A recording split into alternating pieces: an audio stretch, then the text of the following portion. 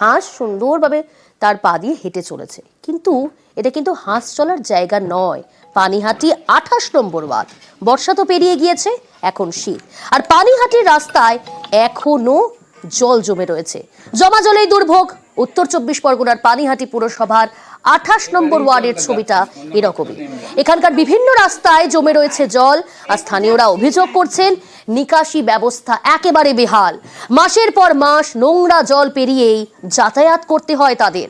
কাউন্সিলরকে জানিয়েছেন, বারবার জানিয়েও কোনো লাভ হয়নি, তাই পথে নামেন স্থানীয়রা নিজেই, বিক্ষোভ দেখান। আর এ নিয়েই কাউন্সিলর এবং পুরপ্রধানের চাপানুতোর তুঙ্গে। প্রচন্ড কষ্টের মধ্যে আমরা আছি। কন্টিনিউ আমরা আগস্ট মাস থেকে জল পাড়াচ্ছি, জল যদিও বা রাত্রে নামছে, সকালবেলা আবার রাস্তা ভরে যাচ্ছে। এখন এই শীত পড়ছে, শীতের মধ্যে আমরা জল রাস্তার মধ্যে আর এক সময় রাস্তায় পড়েও যাই। এই মোড় মাথায় বলুন, এমনি গলির ভেতরও পুরো পেছলে পেছল জল জমে জমে। কোনো কাজই তো করছে না, ড্রেন পরিষ্কার করছে না, রাস্তায় জল জলের মতন থেকে যাচ্ছে। আমাদের যে কমিশনার আছেন তারাও কোনো হেল্প করছেন না। চাইছে যত তাড়াতাড়ি হোক রাস্তাটা যদি শুকনো হয়ে যায়, আমরা ঠিক মতো যাতায়াত করতে পারি। জল পাড়িয়ে পাড়িয়ে আমাদের পায়ে ঘা হয়ে যাচ্ছে। আমাদের কাউন্সিলর প্রচুর চেষ্টা করেছে, কিন্তু তিনি বারবার পৌরসভাকে জানিয়েছে, আমাদের পানিহাটি পৌরসভাকে জানিয়েছে, কিন্তু ওরা মানে কোনো সমাধানই করতে পারেনি। ওনাদের গাফিলতির জন্যই আজকে আমাদের এই অবস্থা। 5 মাস থেকে মনে হয় এইরকম জল হয়ে রয়েছে সারাক্ষণ। এত অসুবিধা, মানে যেখানে বন্যা হয়েছে গোটা ভারতবর্ষ মানে কোথাও জল নেই, আমাদের উদয়তীর্থে এখনো জল রয়ে গেছে। খুবই অসুবিধা। এই যে গামবুট পরে এসেছি, আমাদের এরকমই জুতো পরে যাতায়াত করতে হচ্ছে। আমাদের যে কেন্দ্রীয় ড্রেন আছে, হাই ড্রেন, সেই ড্রেনটা প্রায় 3 বছর পরিষ্কার হয় না। 3 বছর পরে এবছর টেন্ডার হয়েছে।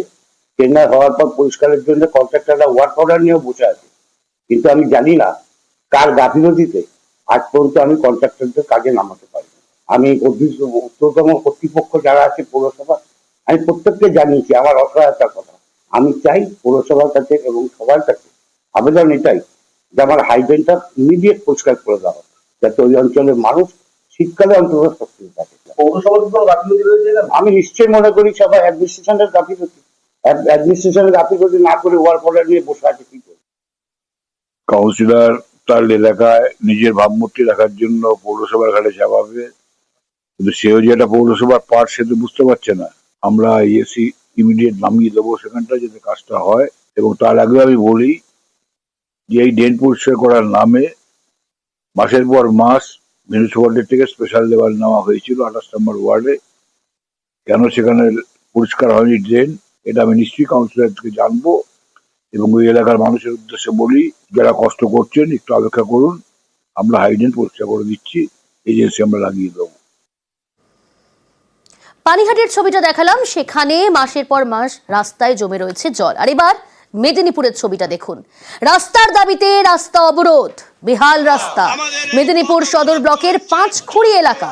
অভিযোগ এখানকার প্রায় 5 থেকে 7 কিলোমিটার রাস্তা দীর্ঘদিন ধরেই বেহাল। বিভিন্ন জায়গায় আবেদন জানিয়েছেন স্থানীয় বাসিন্দারা, কোনো কাজ হয়নি। অবশেষে এদিন পথে নামলেন এলাকাবাসী। বাঁশ বেঁধে টায়ার জ্বালিয়ে করলেন অবরোধ। দাবি একটাই, রাস্তা সংস্কার।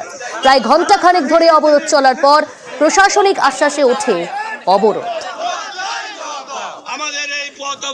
এই রাস্তা দিয়ে একটা বড় স্কুল আছে, 5 দেশবন্ধু হাই স্কুল, হসপিটাল আছে, যাতায়াতের সময় প্রায় পড়ে যায়।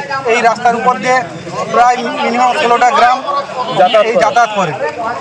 এই জন্য আমাদের এই পথ অবরোধ। যদি কোনো সুরাহা না মিলে আমরা আগামী দিনে হাই রোড অর্থাৎ NH 6 পর্যন্ত আমরা পথ অবরোধ করতে পারবো। রাস্তার বেহাল অবস্থা প্রায় 1.5 বছর ধরে চলছে, এবং যাতে এই রাস্তা পরিষ্কার হয় বা যাতে যাতায়াতের সুবিধা হয় তার জন্য আজকে আমরা স্কুল আছে, হাসপাতাল আছে, হাসপাতালে পেশেন্ট নিতে পারছে না স্কুলের, এবারে ছাত্রদের অসুবিধা হচ্ছে যাতায়াতে। এই রাস্তাটা এর আগেও তৈরি হয়েছিল, তো রাস্তাটা বর্তমানে খুব খারাপ হয়ে গেছে। আমরা টিউপিতে অ্যাপ্লিকেশন করেছিলাম, টিউপি স্যাংশনও করেছিল। যে কন্ট্রাক্টর পেয়েছিল সে কিছুটা রাস্তা এদিকটা প্রথমটা করে তারপরে করে আমরা কথাবার্তা বলেছি, আশা করছি এ মাসের মধ্যেই কাজটা হয়ে যাবে। এদিকে বর্ধমানের শক্তিগড়, সেখানে দুর্ঘটনা, আর এই দুর্ঘটনাকে কেন্দ্র করে উত্তেজনা পরিস্থিতি। 19 নম্বর জাতীয় সড়কে দেহ আটকে বিক্ষোভ। শক্তিগড়ের আমরা মোড়ে তুমুল উত্তেজনা। আন্ডারপাসের দাবিতেই বিক্ষোভ, অবরোধ স্থানীয় বাসিন্দাদের। স্থানীয় যুবকের মৃত্যু হয়েছে দুর্ঘটনায়। দেহ আটকে স্থানীয়রা আজ বেশ কিছুক্ষণ অবরোধ করেন, বিক্ষোভ দেখান, দাবি জানান আন্ডারপাসে। শক্তিগড়ের আমরা মোড়ের ঘটনা। আন্ডারপাস হওয়ার কথা ছিল, সেটা হবে করে আজও পর্যন্ত কোনো কাজ হয়নি। সেই জন্যই এই কালকে একটা অ্যাক্সিডেন্টে মানুষ মারা গেছে, তার জন্য অবরোধ। খালি আশা দিচ্ছে আমাদেরকে হবে, ব্রিজ হবে, কিন্তু ব্রিজ এখনো করে দেয়নি। কিন্তু এইগুলো দুর্ঘটনা হয়েই যাচ্ছে, একের পর এক হয়ে যাচ্ছে। রেল জমির ওপর দিয়ে যাতায়াত, আর সেই জমিতে ডবল লাইনের কাজ চলছে। আদ্রা ডিভিশনের পুরুলিয়া এবং কোটশিলা স্টেশনের মধ্যে এই বিপত্তি। পুরুলিয়া শহর সংলগ্ন রাঘবপুর গ্রাম পঞ্চায়েত এলাকার বাসিন্দাদের যাতায়াতের রাস্তা বন্ধ হয়ে রয়েছে।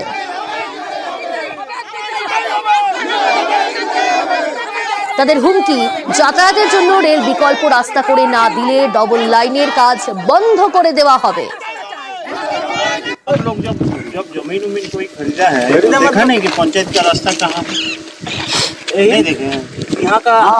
यहाँ का बासिंदा है, घर हुआ है रेल का जमीन खरीदेगा तो देखेगा नहीं कि रास्ता कहाँ से है।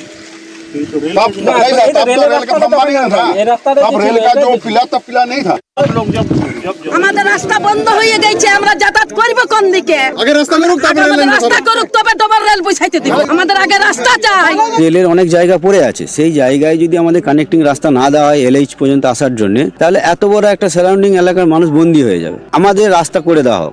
আমরা আইনতভাবে সমস্ত কিছু জানিয়েছি, যদি রাস্তা না হয় তাহলে আমরা বিকল্প বৃহত্তর আন্দোলন, এবং সেই আন্দোলনে আমরা চরম পর্যায়ে আমাদেরকে যেতে হবে। আমরা যে রাস্তায় পারাপার করতাম সেই রাস্তায় রেল ডবল লাইন করার জন্য নিয়েছে। ঘর থেকে বেরোবার, ছেলেদেরকে স্কুল পৌঁছাবার, কারো যদি কোনো কিছু হয় হসপিটাল নিয়ে যাওয়ার মতো রাস্তা নেই। তার জন্য আমরা শান্তিপূর্ণভাবে ওখানে অবরোধ করেছিলাম, কিন্তু আমাদের অবরোধ করা সত্ত্বেও আমাদের ওখানে কোনো প্রতিনিধি দল আসেনি, আমাদের কোথায় ছাড়া দেয়নি। তাই আমরা বাধ্য হয়ে রাজ্যপথ আমরা অবরোধ করতে বাধ্য হলাম। ডিএম তো আমাদের গার্জেন, ডিএম আসুক, ডিএম কি বলছে দেখি।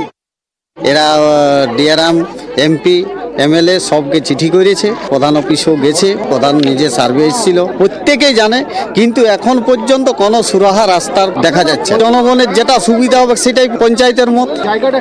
জায়গাটা রেলের, রেল যতক্ষণ না আসে ততক্ষণ আমরা আন্দোলনে থাকবো। আর এবার শিলিগুড়ির দিকে নজর রাখা যাক। শিলিগুড়িতে লোকালয় ঢুকে পড়ল হাতি। শিলিগুড়ি সংলগ্ন কামরাঙ্গাগুড়িতে হাতি।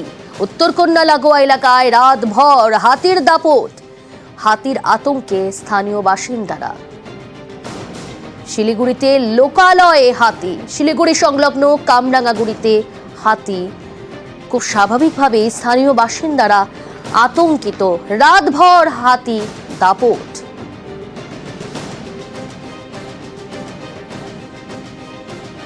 শুধু শিলিগুড়ি নয়, বাগডোগরায় হাতির আতঙ্ক। জঙ্গল থেকে লোকালয়ে ঢুকে পড়ে হাতি।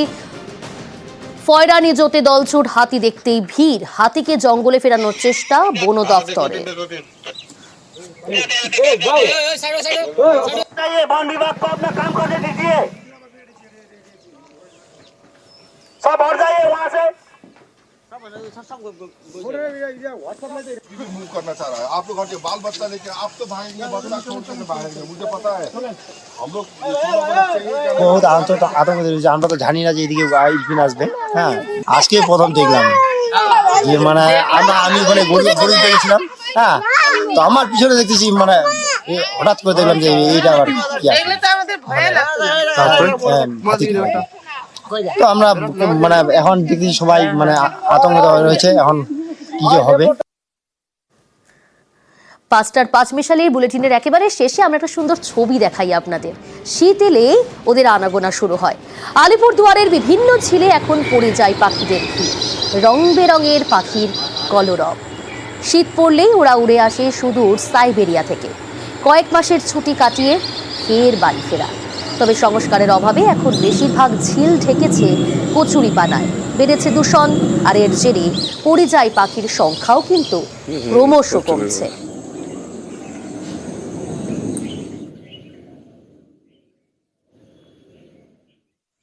আলিপুরদুয়ারটাকে বিউটিফিকেশন করতে গেলে জলাশয়গুলো পরিষ্কার পরিচ্ছন্ন রাখলে বিদেশি প্রচুর পাখি আসে, এবং সেটা আমাদের পরিবেশের পক্ষে যেমন ভালো, এবং দেখারও একটা সৌন্দর্য। অস্ট্রেলিয়ান পাখি, ওই আমাদের সাউথ আফ্রিকান থেকে কিছু পাখি, বিভিন্ন রকম পাখি আসে। আর বিশেষ করে যে বালি হাঁস বলে একটা, অনেক পাখি আছে বিভিন্ন রকমের। এবং এটা আলিপুরদুয়ারের খুব ভালো, এবং আমি চাই যে জলাশয়গুলো একটু পরিষ্কার পরিচ্ছন্ন করে রাখলে এরকম পাখি আরো পরিযায়ী পাখি আরো প্রচুর আসবে। আলিপুরদুয়ার পৌরসভা ডে নাইট দুবেলায় পরিষ্কার পরিচ্ছন্ন করছে শহর। তার সঙ্গে যে সমস্ত ঝিলগুলো এখনো আছে আমাদের পৌরসভার এলাকার মধ্যে, সেই ঝিলগুলোতে আমরা আগামী দিনে আরও সংস্কার করার আমরা প্রজেক্ট পাঠিয়েছি। ইতিমধ্যে আমাদের কিছু প্রজেক্ট স্যাংশনের পথে, সেগুলোও আসবে, তাহলে আরও বেশি ভালো, আরও ভালো হবে।